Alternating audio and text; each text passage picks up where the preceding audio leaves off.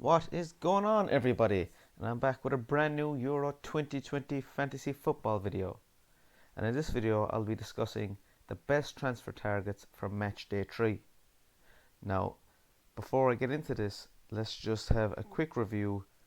It's day 2 of match day 2, and I'm currently on 64 points. Of course, I had Yarmolenko captain, and I'm sticking with him. Dumfries also chipped in with an assist that he won from a penalty, and he also scored a goal. So I'm sitting on 64 points, and I'm currently ranked 1974 in the world. So let's get straight into this video. As I said, I'll be discussing transfer targets for match day 3. Of course, the added bonus of some of these picks that I'll be showing you is we will know Italy versus Wales and Switzerland versus Turkey lineups before match day 3 deadline, as these two games are kicking off at 5 p.m. and are the only two games on the first day of match day 3. And of course, the substitute deadline will also be 5 o'clock. It's not the usual time of 2 o'clock, it'll be moved out to 5, and the kickoffs are 5, so we will know the lineups for the two of these games.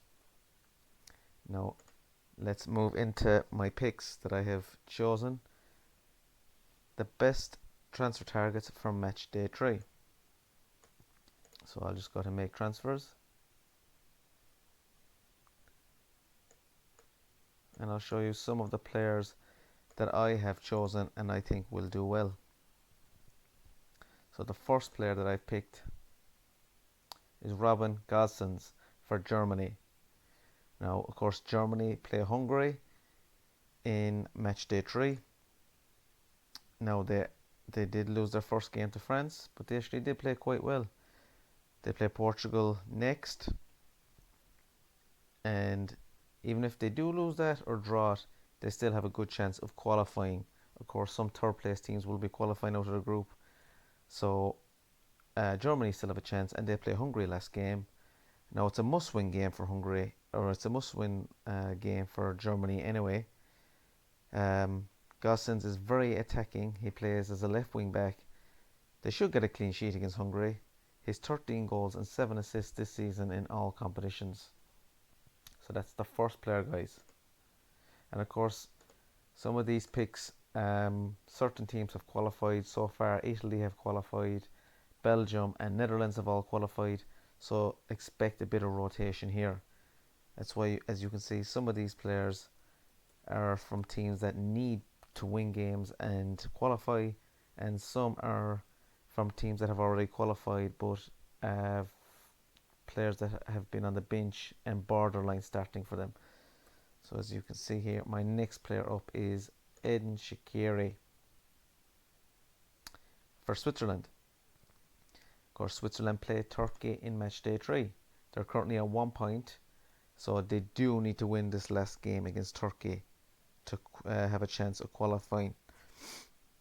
Now, Turkey have 2 losses in a row, and they've both lost 3-0.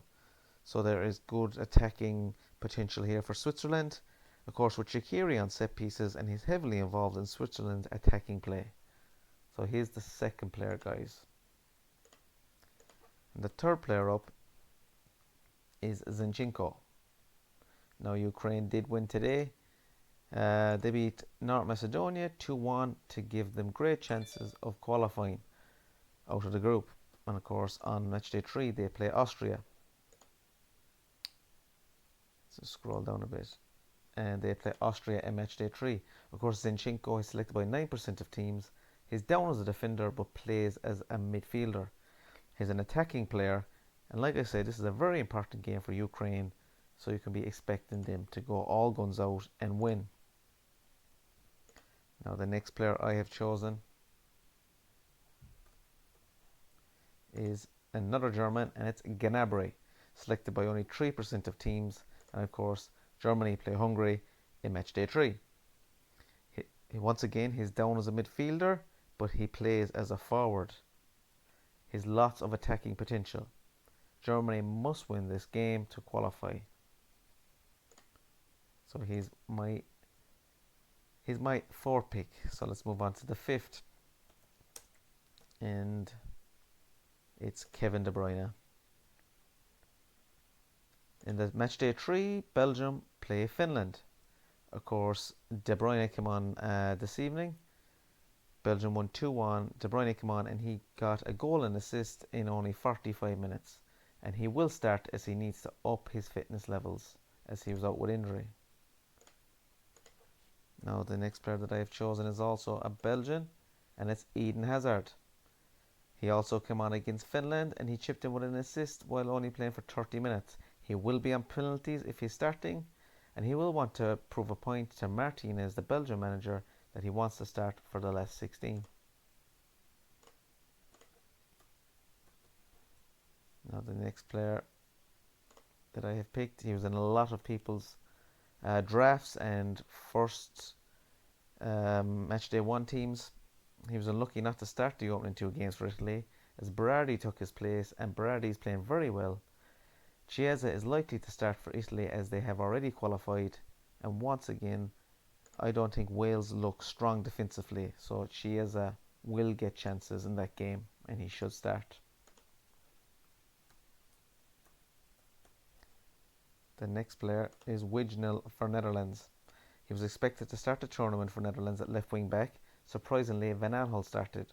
Wijnal came on and played 26 minutes today against Austria, so they might be preparing him for some game time ahead of North Macedonia in Matchday 3, which I expect Netherlands to rotate heavily in, as they have already qualified. Wijnal loves to get forward, and North Macedonia is a perfect fixture. And my final pick, guys, is Isaac for Sweden.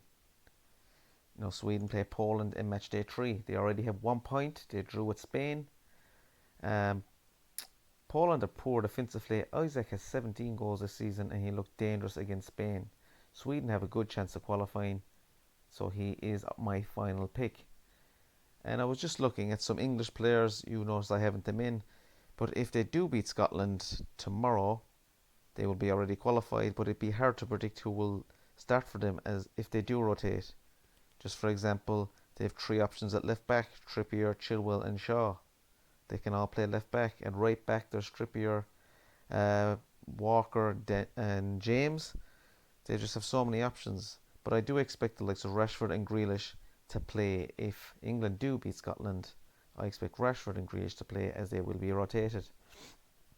So that's it, guys. They are my picks for Matchday 3, the best transfer options. If you do like this video, hit that subscribe button, hit that like button. I'll be back with more Euro 2020 content.